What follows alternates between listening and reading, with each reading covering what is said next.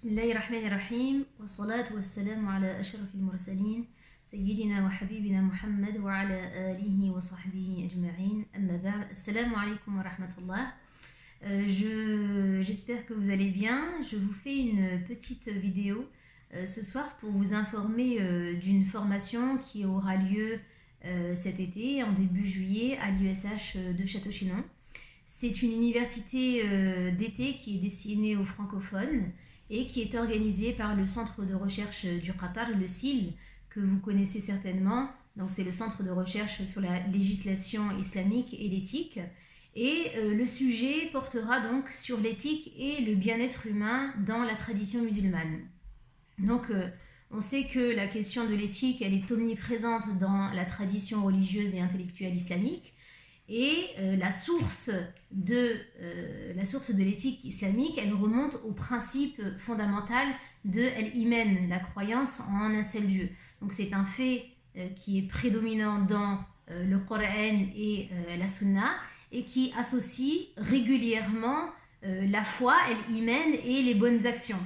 On connaît tous les hadiths du prophète sallallahu alayhi wa sallam dans lesquels il lit justement cette croyance, cette iman a des valeurs, à des bonnes actions. Par exemple, il dit celui qui croit en Dieu et au jour dernier, qu'il parle pour dire le bien ou qu'il garde le silence. Ou bien celui qui croit en Dieu et au jour dernier, qu'il ne nuise pas à son prochain. Ou encore celui qui croit en Dieu et au jour dernier, qu'il honore son invité, qu'il fasse preuve d'hospitalité. Donc, on voit bien que l'islam est un message de valeur et d'éthique, et c'est pourquoi le prophète sallallahu alayhi wa sallam, il a résumé son message en termes de mission éthique lorsqu'il dit dans le hadith connu: je n'ai été envoyé que pour parfaire, pour compléter les valeurs éthiques. Et il existe par ailleurs une relation évidente entre l'éthique et la maslaha, l'intérêt, parce que l'éthique, selon l'islam, peut se résumer au retour à la fitra, la nature innée de l'homme, qui est la base du bien-être humain. Et le message de l'islam, c'est un message qui est fondamentalement moral et qui a pour objectif final la réalisation du bien-être de l'être humain, la réalisation de sa maslaha. Cela dit, la pensée musulmane, elle a petit à petit, tout au long de son histoire, poussé l'objectif moral et le bien-être humain à un statut qui est passé au secondaire. Et ça réduit souvent l'objectif de la révélation strictement au bonheur dans l'au-delà.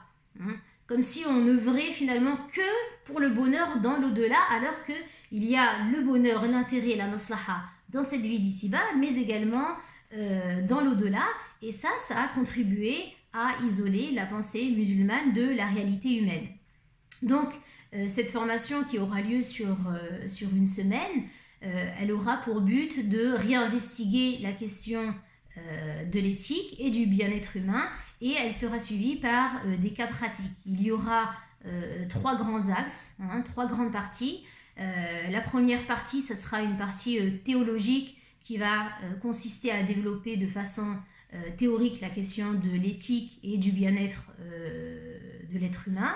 Ensuite, la deuxième partie de cette formation, elle proposera de réfléchir sur le cadre méthodologique à l'aune de la partie théologique. Et enfin, la troisième grande partie, elle sera plus d'ordre pratique et elle va consister à donner la parole à des spécialistes. Et les termes qui seront abordés seront notamment les relations hommes-femmes, l'intelligence artificielle et la psychologie également. Donc comment ça va se passer globalement? Le matin, il y aura des cours, et ensuite les après-midi, elles seront réservées au débat et aux échanges avec les différents intervenants, et il y aura également des ateliers de travail. Donc si vous êtes intéressé, n'hésitez pas à contacter l'IESH de Château-Chinon et à vous inscrire puisque les places sont naturellement limitées. Barakallahu fikum, je n'hésiterai pas à mettre le petit contact de l'IESH ou le lien sur lequel vous pouvez vous inscrire, Inch'Allah, en bas de cette petite vidéo. Barakallahu fikum, salam alaikum wa rahmatullah.